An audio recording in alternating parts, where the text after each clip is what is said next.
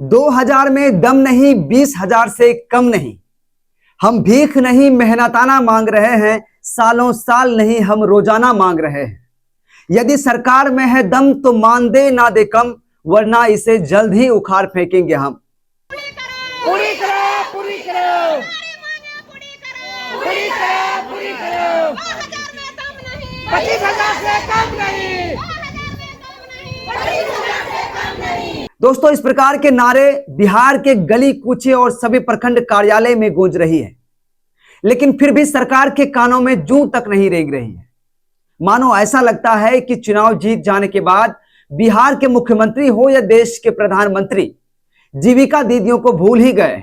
मानो एक कसम खा लिए हो कि सिर्फ चुनाव के समय जीविका दीदी को मानदेय बढ़ाने, भत्ता देने या आर्थिक मदद करने की घोषणा करके हर चुनाव में अपना वोट बैंक बढ़ाना है, उसके बाद फिर उसे अगले 5 साल के लिए भूल जाना है। लेकिन अब जीविका दीदी ने भी कसम खा लिया है कि ऐसी सरकार को जो हमारी मांगों को पूरी नहीं करती हैं, जो हमें बार बार धोखा देने का काम करते हैं, उसे हम उखाड़ फेंकेंगे, उसे उखाड़ फेंकना है। इसे देखकर तो साजन चले ससुराल फिल्म की एक गाने की याद आती है, जिसका बोल है कि रोज रोज तुम जो सनम ऐसा करोगे, हम जो रूठ जाएंगे तो आहें भरोगे, तुम तो धोखेबाज हो। जी हां दोस्तों, यह लाइन बिल्कुल सटीक बैठती है। खैर चलिए, आपका ज्यादा वक्त जाया किए बिना आपको बताते हैं कि पिछले कुछ दिनों से बिहार सरकार नीतीश कुमार द्वारा 2006-2007 में चलाई गई परियोजना जीविका समूह, जिसे शॉर्टकट में BRPLS, ये एक जीविका स्वयं सहायता समूहों का नेटवर्क है। यह बिहार सरकार के ग्रामीण आजीविका प्रोत्साहन सोसाइटी BRLF की निबंधित संस्था भी है, जो बिहार के ग्रामीण इलाकों में महिलाओं को सशक्त, सक्षम और आत्मनिर्भर बनाने के लिए काम करती है। उसके जिम्मेदार वर्कर जीविका दीदी आज सड़कों पर है, जो अपनी 10 सूत्री मांगों को लेकर सभी प्रखंड कार्यालय का घेराव कर रही है और लगातार सरकार तक अपनी आवाज पहुंचाने का प्रयास कर रही है, ताकि उन्हें लगता है कि सरकार मेरी आवाज को सुनकर मेरी परेशानियों को दूर करेगी, मेरी परेशानियों पर गहन विचार करेगी और कुछ ना कुछ निर्णय लेगी और उस मांगों को जरूर पूरा करेगी जो वो मांग कर रहे हैं। वापस लो, वापस लो, वापस लो, वापस लो। जिनका हित में करेंगे काम, हम करेंगे पूरा काम, जिनका हित में करेंगे काम, हम करेंगे पूरा काम। अब जरा यहां आपको उनकी 10 सूत्री मांगों की कुछ अहम मांगे भी जान लेना जरूरी है, तो आइए आपको बताते हैं। दोस्तों, दरअसल जीविका दीदी ने मांग पत्र में कहा है कि 2000 में दम नहीं, 20,000 से कम नहीं। जीविका के सभी कैडर को नियुक्ति पत्र व पहचान पत्र देने, काम से हटाने की धमकी पर रोक, धमकी देने वालों पर कार्रवाई व मानदेय का नियमित भुगतान सहित अन्य मांग भी इसमें शामिल है, जो जीविका दीदी का अपना अधिकार भी है और सरकार को उनके अधिकारों को छीनना नहीं चाहिए। जो उनकी मांगे हैं वह आर्टिकल 43, आर्टिकल 43A उसे यह अधिकार देता है, जो हम आपको बताएंगे। आइए अब आपको शॉर्ट में बताते हैं कि आर्टिकल 43 और 43A क्या कहता है। आर्टिकल 43 राज्य सभी कामगारों के लिए निर्वाह योग्य मजदूरी और एक उचित जीवन स्तर सुनिश्चित करने का प्रयास करेगा। कृषि, औद्योगिक या अन्य क्षेत्र के सभी श्रमिकों को काम, जीविका मजदूरी, सभ्य जीवन स्तर सुनिश्चित करने वाली कार्य स्थितियां और अवकाश का पूर्ण उपभोग तथा सामाजिक और सांस्कृतिक अवसर सुनिश्चित करने का प्रयास करेगी। ये राज्य सरकार का काम है।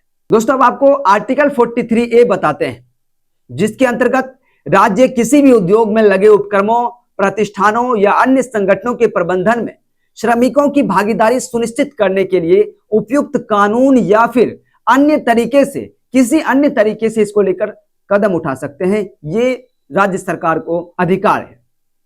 तो जब ये संविधान द्वारा दिए गए अधिकार, जिसका निर्वाह करना, उस पर खड़े उतरना हर भारतीय का अधिकार है। यदि संविधान में उसे अधिकार दिया गया है तो उसके मांगों को सरकार अब तक पूरा क्यों नहीं कर रही है, ये बहुत बड़ा सवाल है। हालांकि यह कोई नई बात नहीं है।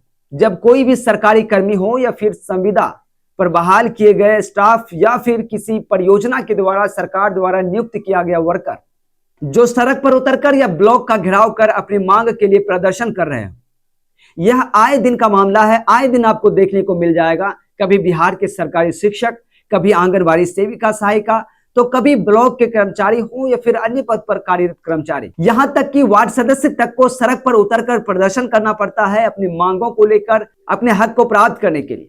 लेकिन सबसे बड़ा सवाल यहां यह है कि क्या यह सरकार के कार्य क्षेत्र से बाहर? आखिर क्यों हर बार श्रमिकों को, शिक्षकों को, आंगनबाड़ी सेविका सहायिका को या फिर जीविका दीदी को सड़क पर उतरना पड़ता है, सड़क पर उतरकर मांग करना पड़ता है? क्या सरकार उनकी मांगों को लेकर पहले से ही सोच विचार क्यों नहीं करती? जबकि जब भी चुनाव नजदीक आता है तो नीतीश कुमार जी जब मंच पर आते हैं तो जीविका दीदी को लेकर वह अक्सर अपना बयान देते हैं और उस बयान में वो कहते हैं कि उनके मानदेय को बढ़ाया जाएगा, उनकी आर्थिक स्थिति को मजबूत की जाएगी, सुधारा जाएगा, क्योंकि ग्रामीण क्षेत्र में अगर सच में सबसे ज्यादा मेहनत कोई करता है कर्मचारी तो जीविका दीदी, और सरकार अपनी जीत की अपेक्षा भी उन्हीं से ही रखते हैं।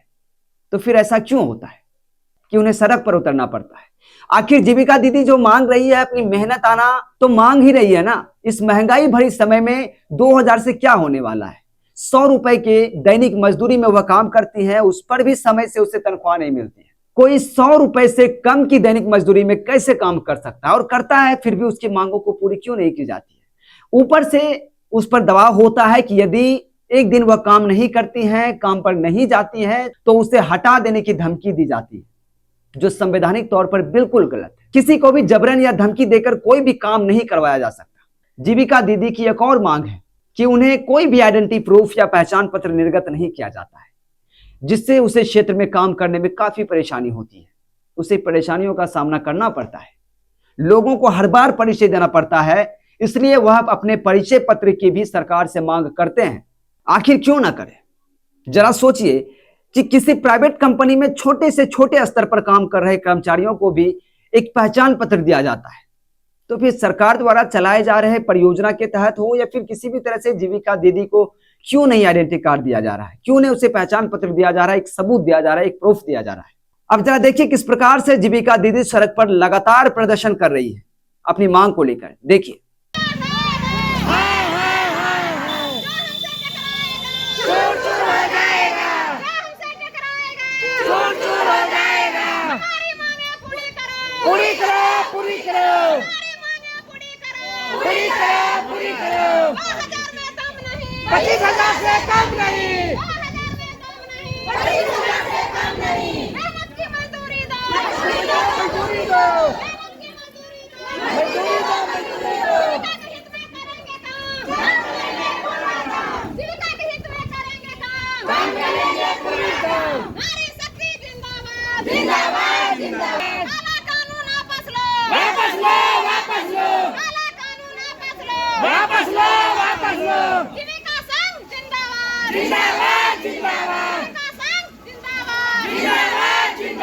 तो दोस्तों इस खबर के माध्यम से आपको बता दें कि जीविका दीदी ने खुले तौर पर सरकार को चुनौती दे दी है कि यदि उनकी मांगों को पूरी नहीं की जाती है तो उसे सत्ता से भी हाथ धोना पड़ सकता है, उसे सत्ता से उखाड़ फेंकेंगे। अब पत्रकार द्वारा पूछे गए सवाल पर उन्होंने कहा, जो हमारी मांगे पूरी करेंगी हम उनके साथ रहें, हम उनको ही साथ देंगे, उनको ही सत्ता में लाएंगे। इसलिए सरकार से हमारी विनम्र विनती है कि जीविका दीदी की आर्थिक स्थिति को देखते हुए उनकी तमाम मांगों पर गहन विचार विमर्श किया जाना चाहिए और जो भी उचित परिणाम होता है उसके तहत उनकी मांगों को पूरी की जानी चाहिए। उनकी जो मांगे हैं उस पर कुछ ना कुछ निर्णय लिया जाना चाहिए। लेकिन इसके साथ ही जितने भी लोग इस वीडियो को देख रहे हैं, तमाम लोगों से हमारा एक छोटा सा विनती है कि इस वीडियो को लाइक भी करें और ज्यादा से ज्यादा इस वीडियो को शेयर करें। वीडियो को ज्यादातर उन लोगों के पास शेयर करें जो इससे अनभिज्ञ हैं, जैसे जीविका दीदी से जुड़े हुए लोगों तक आप पहुंचा सकते हैं, और जो जीविका में है वह अपने ग्रुप में ज्यादा से ज्यादा इस वीडियो को शेयर करें और तमाम जो ग्रुप है तमाम लोग इस वीडियो को शेयर करें ताकि यह मांग सरकार तक पहुंच सके और सभी जीविका दीदी की मांग पूरी हो सके। साथ ही इस वीडियो में अपनी प्रतिक्रिया देना ना भूलें, कमेंट बॉक्स में अपनी राय जरूर रखें। वीडियो को अंत तक देखने के लिए बहुत बहुत धन्यवाद, बहुत बहुत शुक्रिया।